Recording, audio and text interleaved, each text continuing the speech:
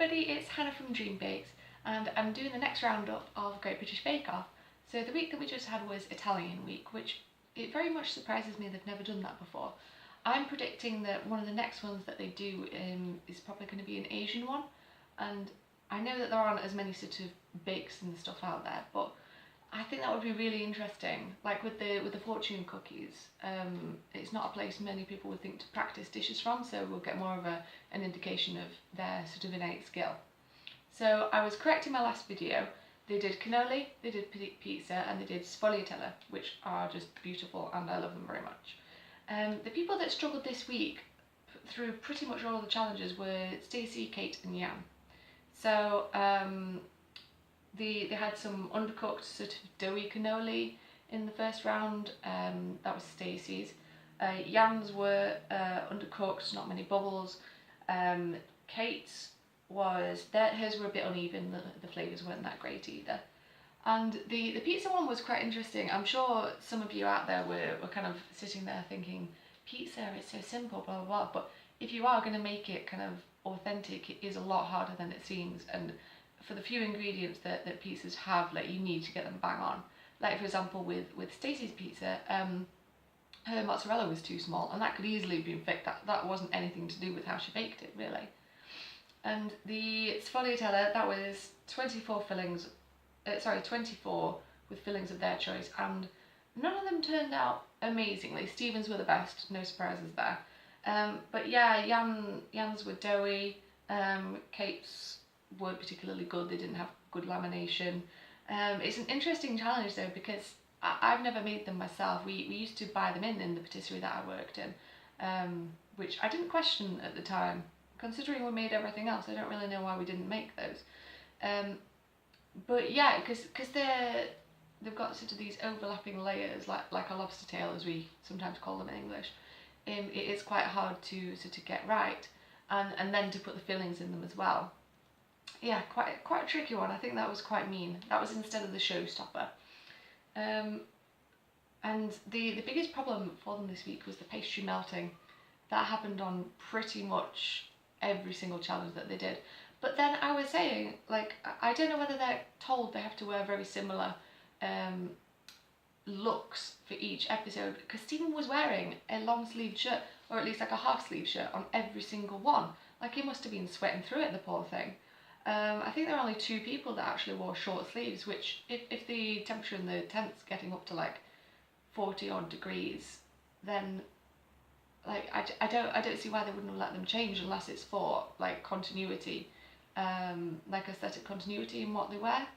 So yeah, I won't be surprised if that was why.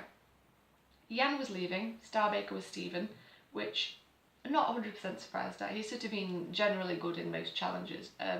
Last couple of weeks they said he struggled. Like, he's maybe had flavours that aren't quite right and things like that, but majority of the time he's still been like one of the best there. The ones that my tips for watching next week, Stacey and Kate, I think they're in trouble next week. To be honest, as I said before, I think Stacey should have gone out a bit ago. I think Jan, if you look at her bakes overall, I think she was probably better, but obviously I'm not the judge, as I wasn't there to taste. Next time is quite interesting. That is old bakes, and from the very brief trailer, I couldn't get any idea of what they were going to make. I'm assuming that it's going to be sort of Victorian, those sort of things where meat and fruit are all mixed together, and very excuse me, very kind of ostentatious showstoppers, like in the style of a Tudor banquet kind of thing. Which I would be very interested in. I've done a course on the history of food, and well, I'm just interested in the history of everything, to be quite fair. But yeah, if they sort of give, if they have a few little segments on the history of things, as they've done in previous weeks, I think that would be very good. I think that would interest me quite a lot. And it's really made me want to make some pizza, that episode. That was yeah. I remember once I was doing a sort of challenge in schools where you were helping the children understand how to run a business and make a profit, and what they did, they had a certain amount of money and they bought ingredients from that. And then we made pizzas, and they designed little bags for them to go in and stuff like that.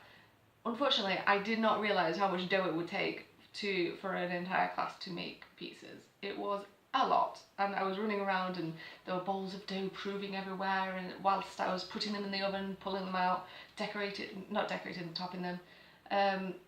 Yeah, so I would quite like to make a pizza in a more relaxed setting, and goals are still to get a pizza oven someday. When we get premises, I would very, very much like one of those. That would be cool. So, what was your favourite bake this week? Did it get you wanted to try making pizza or sfogliatella or cannoli? Which, yeah, not a huge fan of cannoli if I'm honest with you, but it was interesting to see how they're made. And who's your tip to go next week? And what do you think is going to be made next week as well?